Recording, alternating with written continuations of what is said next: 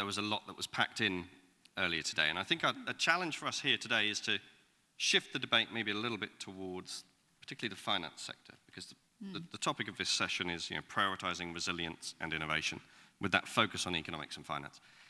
And I do want to start by acknowledging a lot of the progress that's been made in Europe, and particularly here in Croatia and in the region.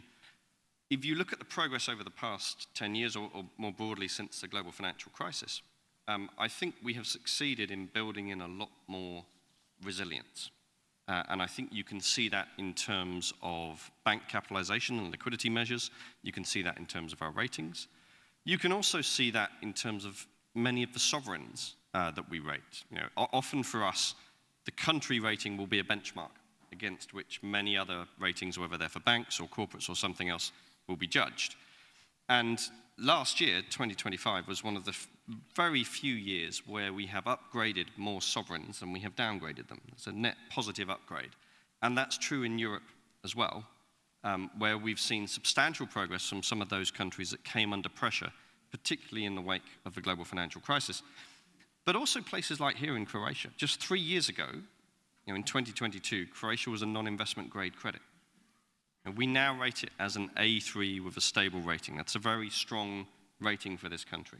So there has been substantial progress, particularly around the core elements of the financial system, which is banks in Europe, but also on sovereign debt balance sheets.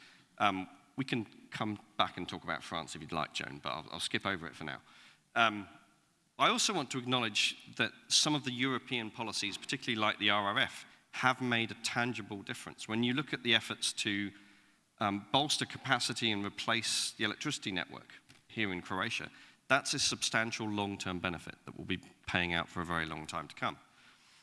But that's where my question marks start to kind of crop up as well, because for those of you that were here last year or have seen me before, one of the big questions for us around RRF and the broader Next Gen EU program wasn't just about how much growth do you get when you're spending the money.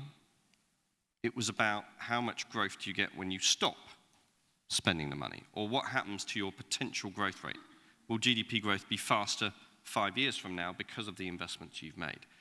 And I'm a little bit more optimistic in places like this, where I think a lot of governments have taken advantage both of the grant and loan options, and it's gone into infrastructure and productive capacity. I'm a little bit less optimistic in some other parts of Europe, if I'm honest. But the broader thing I wanted to come on to was actually the second part of the title. So the title of this panel is focused on resilience, yes, but also innovation. And that's where I think we need to be really careful, because we still have this focus on shoring up what we have. We have a bit of a focus on can we find more money to do more things. But innovation is not about funding by itself. It's also about having the courage to change. It's about having the courage to do something different. It's about recognizing that financial stability is not about avoiding anything going wrong. It's not about avoiding any bank or any investment losing money. It's about making the system as a whole resilient to those instances. And that perspective is absolutely critical, because if you believe that governments cannot fund everything by themselves, you have to get private sector money in there as well. And if you believe private sector money is important, you have to believe in the freedom to lose money.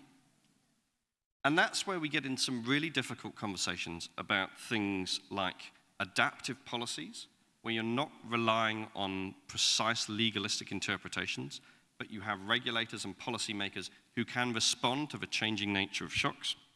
That's where you get into conversations about incentives to help people take risk-taking seriously.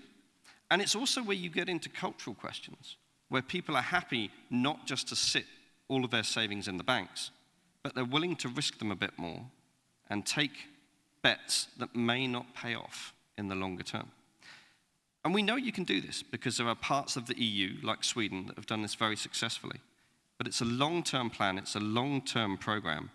And without those in place, those elements in place, I'm not sure we'll ever really get to the grips of the innovation challenge that the EU faces.